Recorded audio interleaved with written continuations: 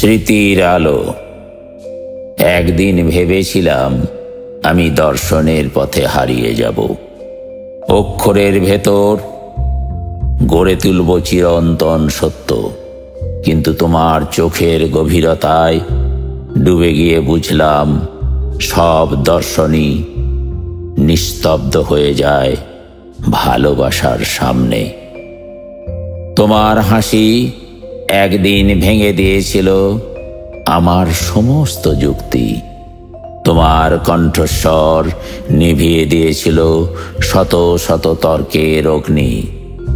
তখন মনে হয়েছিল ভালোবাসাই আসলে সর্বশেষ দর্শন, যেখানে কোনো প্রশ্ন থাকে না, শুধু থাকে হৃদয়ের নিবিড় সঙ্গ।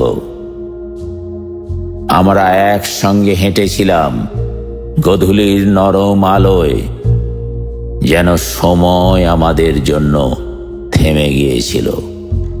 সেই ছোট্ট ছোট্ট মুহূর্তগুলোই আজ আমার কাছে মহাবিশ্বের সমান বিস্তৃত।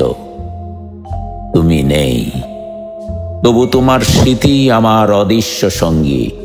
তুমি হারিয়ে গেলে, তবু তোমার ছায়া প্রতিটি নিঃশ্বাসে রয়ে গেল।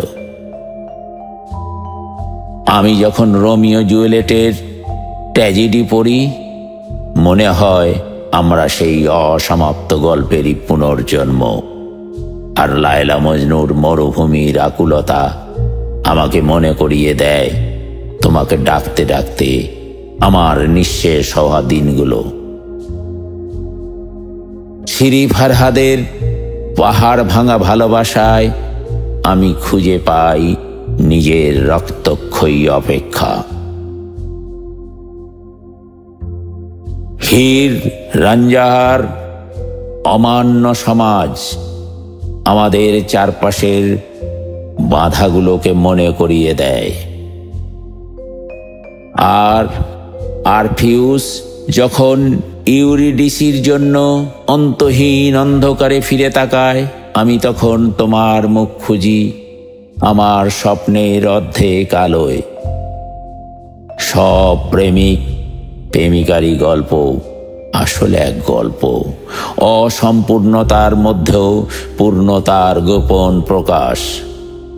হয়তো আমাদেরই শেষ পর্যন্ত সেই ভাগ্যে লেখা আছে। তবুও আমি জানি তুমি আমার হৃদয়ের চিরন্তন আলো, এক আলো যা মৃত্যুর পরেও নিভবে না, যা স্মৃতির ভিতর দিয়ে আমাকে বাঁচিয়ে রাখবে অনন্তকাল।